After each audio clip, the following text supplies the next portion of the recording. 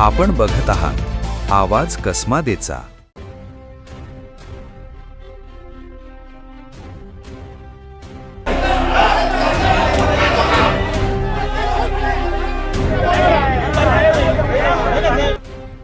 सटाणा कृषी उत्पन्न बाजार समितीतील व्यापारी आणि सत्ताधारी संचालक मंडळातील वाद अखेर निवळला असून अनेक तणावपूर्ण घडामोडीनंतर बाजार समितीतील लिलाव पुन्हा सुरळीत सुरू करण्यात आला आहे।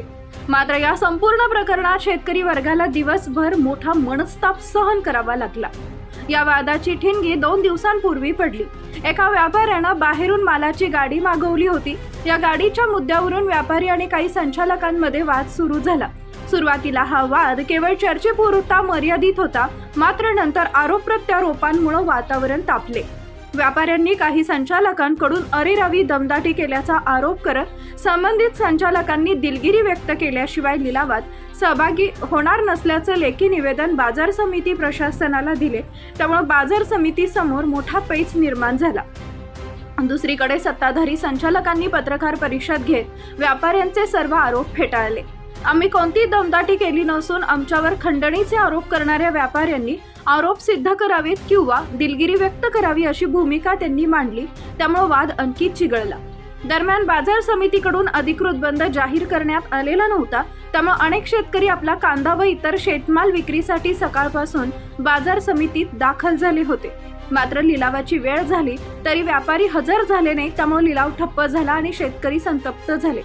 व्यापारी आणि संचालकांच्या भांडणाचा फटका आपल्याला बसत असल्याची भावना झाल्यानं शेतकऱ्यांनी ट्रॅक्टर रस्त्यावर अडवे लावून रास्ता रोको आंदोलन सुरू केले। अचानक सुरू झालेल्या या आंदोलनामुळे परिसरात एकच धावपळ उडाली।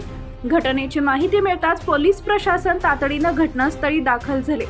पोलीस अधिकाऱ्यांनी आंदोलनकर्त्या शेतकऱ्यांची समजूत काढण्याचा प्रयत्न केला। यावेळी काही राजकीय पदाधिकारी, सामाजिक कार्यकर्ते आणि शेतकरी नेतेही घटनास्थळी दाखल झाले। यानंतर पोलीस उपनिरीक्षक दत्तात्रय राऊत आणि शेतकरी प्रतिनिधींनी व्यापाऱ्यांशी चर्चा केली।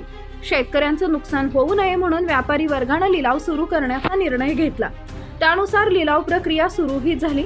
मात्र त्याच वेळी काही सत्ताधारी संचालक लिलावस्थळी पोहोचले आणि लिलाव बंद पाडल्याचा आरोप करण्यात आला।